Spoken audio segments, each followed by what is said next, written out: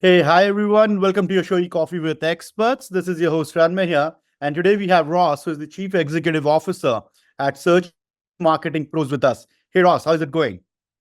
Going great. How about yourself? All good. I can't really complain. Ross, before we move any forward, let's get to know the human behind the mic. Why don't you talk us through your journey? How were you growing up and how did you land up in the digital marketing SEO space?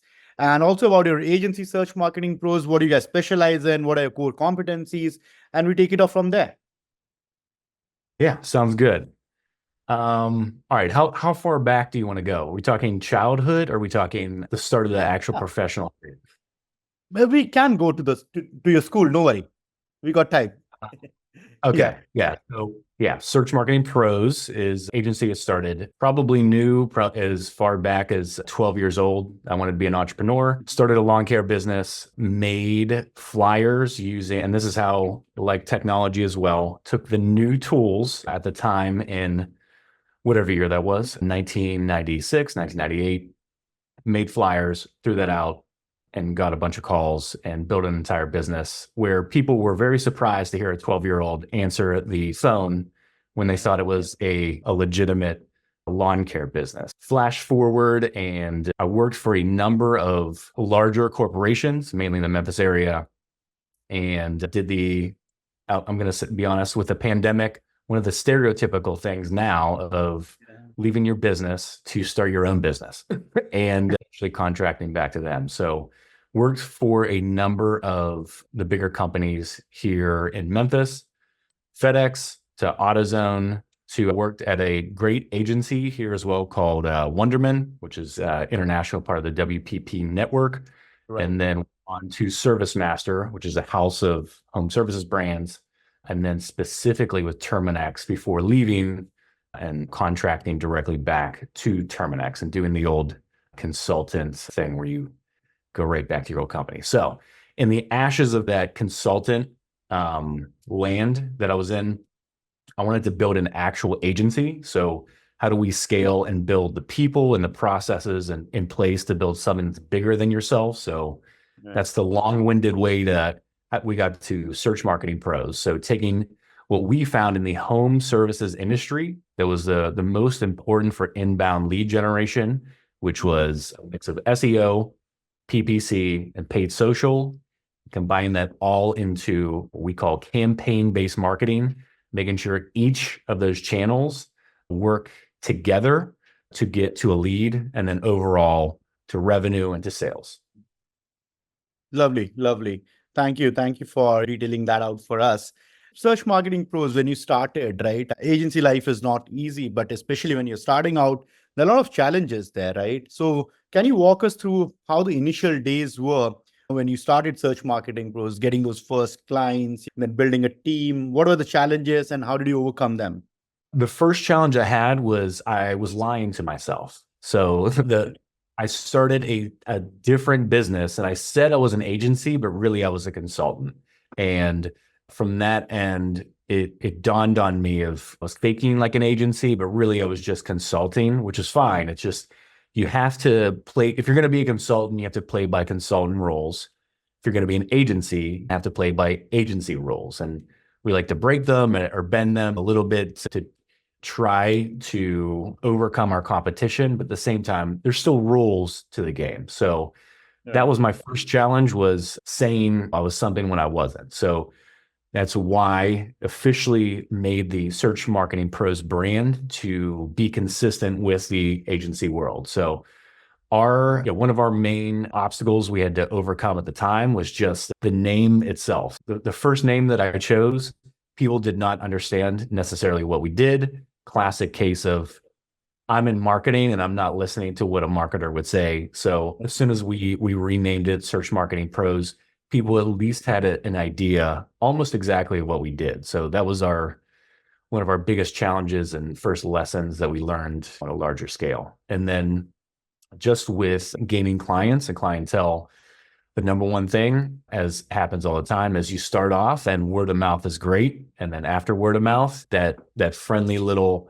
support blanket or whatever you want to call it, you have to go out and actually do good inbound marketing as well as outbound as well to get awareness out there. Right. And then, as the CEO and the founder, what has been, the most rewarding experiences, thus far, at Search Marketing Pros?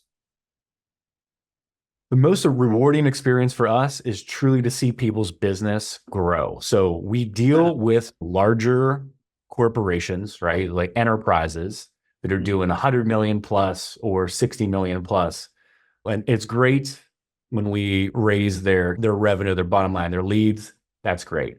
But some of the things that give us the most joy are when we take the more localized business and really grow them, because what we are trying to do is take the tools of the enterprise and bring it to Main Street, is what we say. So when Right. you can take someone who's doing $5 million in revenue and as quickly as we can take them to $7 million, that's a big deal for them. And you get to see the joy on the owner's face too, as their business is not only gaining revenue, but then value itself. So that's what we like to do. Lovely, lovely. And you have been in SEO for quite some time now, right? So, what is the biggest shift you have witnessed in how search engines crawl and rank websites? Yes, there have been in it since about 2013. So it's crazy to say that at this point, right? Where it seems like it's still new. It can't be 11 years into something and still say it's new.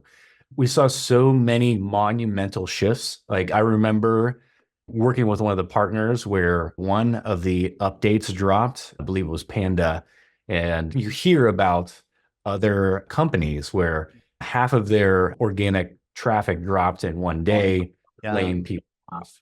So riding the wave through all of those tides and all the shifts that Google getting to dominance, even at that time, they were pretty close in 2013, but really getting to that 95% of search volume to now. The challenge is that, what are people going to be searching on going forward? We believe most of it will still be around Google, but we know historically that things tend to fracture and break down. As people start to use other items as search engines, mainly like younger people, if you're 18 to 24, many of my students still use Google, but about half of the time, they may also use social media as well. So trying to be adaptable as we learn from the innovator's dilemma every single time. And how do we change, and how does search change, and how do we change with it? Absolutely, absolutely. And search engines are getting smarter at understanding user intent. So, how can businesses ensure that their technical SEO strategies align with this shift? I would say that from the technical SEO side, you'll see that it matters less for a smaller website and a company than it does a larger one. It will matter more there. The main thing that I'll see, and I remember, and I stole this from somebody else. I stole it from Bruce Clay, who taught SEO, but the idea is just that the site one-to-one, the site with the least amount of imperfections will win. But the fact is, every single site that we go into, we're going to find some imperfections. I think on the technical SEO side, still aligning that the most with user experience is the one where we've seen the best results when it comes to overall search rankings one-to-one. So just the classic, can you make your website faster? Is it easy to use, easy to find, and easy to understand? And then that's a mix of the technical and the on-page and off-page, et cetera. But using those in coordination with the technical, that's really what we hope that people focus on and provide. Absolutely. Absolutely. And then talking about content here, so balancing content for different search intents can be really challenging, Ross, right?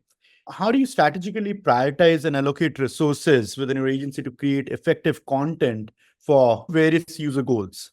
We try to break it down to the point of where we, assuming that it's a new client, that we would take on, create some sort of persona based off the data itself. But then the best thing that we found too is after that, try speaking to the actual customers to make sure data is only going to bring you so far. So you have to do some user moderated studies just to try to understand what are the actual lever point, like what's the lever that'll get somebody to purchase, or what are they truly interested in? And then on top of that, what are the unseen things that they may or may not be searching at that time, or it's just so small, it'll go into a purchase decision. Everything from how does an icon look to the total reviews that people have to the color scheme, all these things outside of that. How do we bring, and what is the tone and voice that people are looking for? Bringing that back into the actual content, how it's displayed. We found that to be the most important next step of not just to look at the data, but you do actually have to talk to people to understand them and try to tailor everything back to them. And then, Ross, I also came across your LinkedIn post wherein you emphasize the importance of evolution over intuition in business. Why don't you talk us through it, throw some more light in terms of what are your thoughts on it?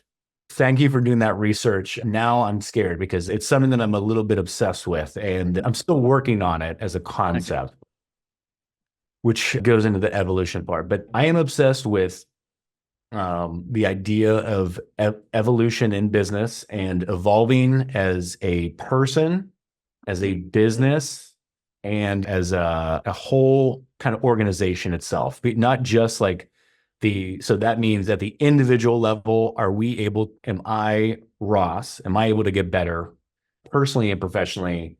Is the business, our processes, are the people that we work with, the tools that we use, are those able to get better? And then the organization. So our values, what we try to accomplish for our customers, can that evolve as well? So people that, I think we see it all the time, where even Google just found out they were sitting on parts of their AI and being able to offer some things in their search engine.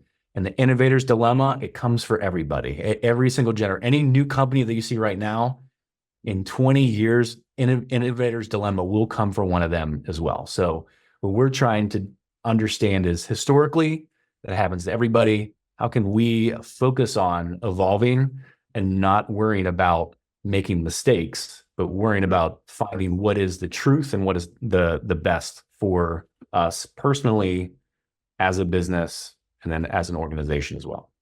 Absolutely. And talking about AI, you touched upon a very important and interesting point there. So what is the best use of AI that you are doing right now at your agency? That kind of excites you. Yeah, I would say that the easiest thing is to state that we still do all, as an example, paid search copywriting, paid social copywriting. We'll always start with a core and a concept, but as we're able to test out, and we like to run multiple A and B tests. It fits into our idea of trying to evolve constantly, is you have to test out. You can have gut intuition, but until it hits the street, the people's ears, their eyes, you don't actually know. So one way that we've used it is purely just to pumping out A and B tests to validate and make sure that either our concept is good, or is there any way we can reword something, make it better? Is there any way we can visually adjust something? And then, was that good or bad? And trust me, we have definitely had our failures along the way with those items as well, but that's helped us learn and improve along the way as well too.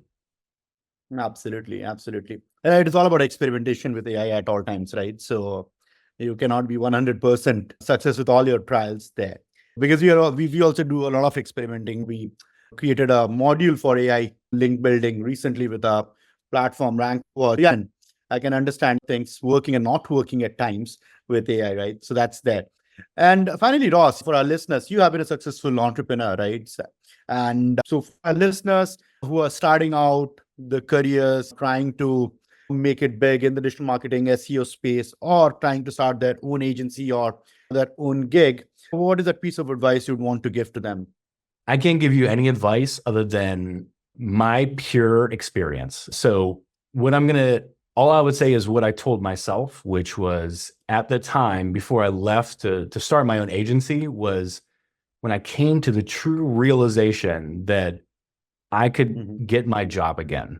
So if anybody, that's the best advice I can give for anybody that's looking to start an agency or looking to leave, is that at the end of the day, that the biggest thing that helped me to jump off the ledge was the concept of, I may not be able to get this exact job at this exact company again, but I can get this type of job in SEO or digital marketing manager. I could easily get that again. That helped me take the leap, realizing that, because a lot of times I think we hold on to this concept of the sunk cost of I've already put time in, and if I leave, what if it gets worse?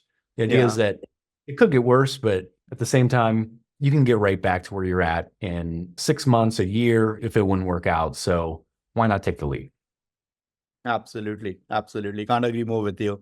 Good, Ross. Thank you so much for taking out time amidst your situation right now, being a new dad. So thank you so much once again for taking out time to do this with us. Really appreciate it, man. Appreciate the time.